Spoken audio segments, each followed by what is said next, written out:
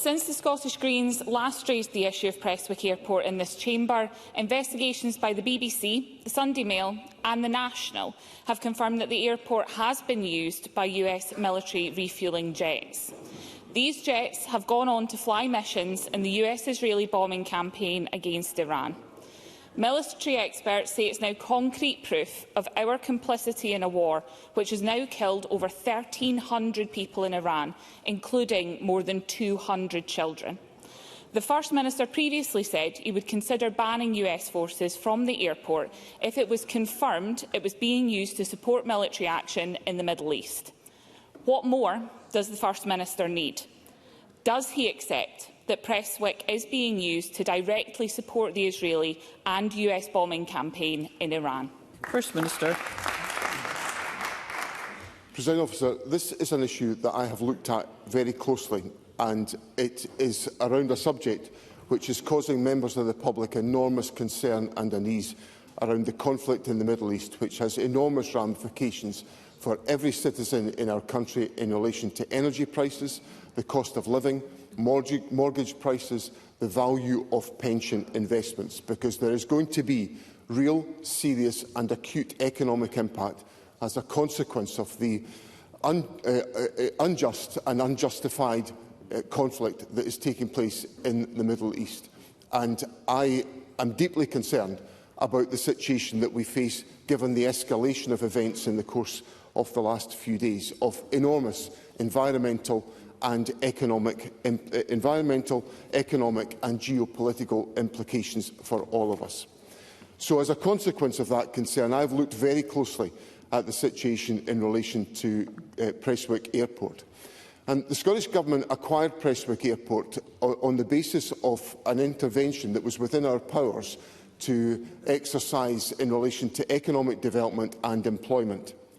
If I was to prevent flights from entering Scotland by the appropriate steps that would be necessary, I would need to exercise national security, aviation, air transport, defence and foreign affairs powers. These are all reserved to the United Kingdom Government. So I would like to be able to exercise powers in this respect, but I would be exceeding my constitutional authority if I did.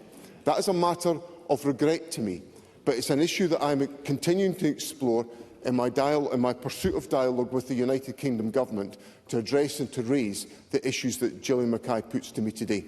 Gillian Mackay.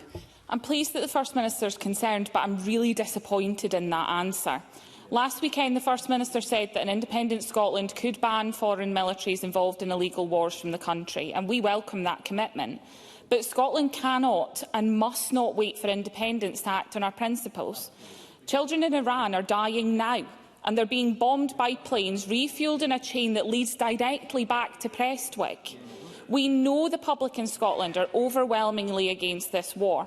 We know that the airport is owned by the Scottish Government, and the Scottish Government has previously already taken the decision to ban Israeli planes. They can take that same decision now, and we don't need to wait to ask for Westminster's permission to do anything. So when will the First Minister properly stand up for Scotland and finally kick Trump's troops out? First Minister. Presiding Officer, I sympathise and agree with all of the sentiments about the conflict in the Middle East that Gillian Mackay has put to me. But I cannot at the same time condemn the Israeli and United States intervention in the Middle East as being incompatible with international law, and then not follow the legal framework in which I have to operate as First Minister within the Scottish Parliament, operating under the Scotland Act. And the issues in relation to the question Gillian Mackay puts to me would undoubtedly have me exercising powers in relation to national security, aviation, air transport, defence and foreign affairs, all of which are reserved to the United Kingdom Government. So, as First Minister of Scotland, I will always act within the law. It may be frustrating for me at times, and I assure Gillian Mackay in Parliament it is immensely frustrating for me at this particular moment. But it is a vivid reminder to me of what is absolutely necessary for our country as we look to the future. It is to be a voice to argue for the de-escalation of conflicts in the Middle East, to argue for peace, to avoid conflict, and to do that, we have to be an independent country, and that's what I intend to deliver for the people of Scotland. Thank you. Question number 4, Stuart McMillan. Thank you,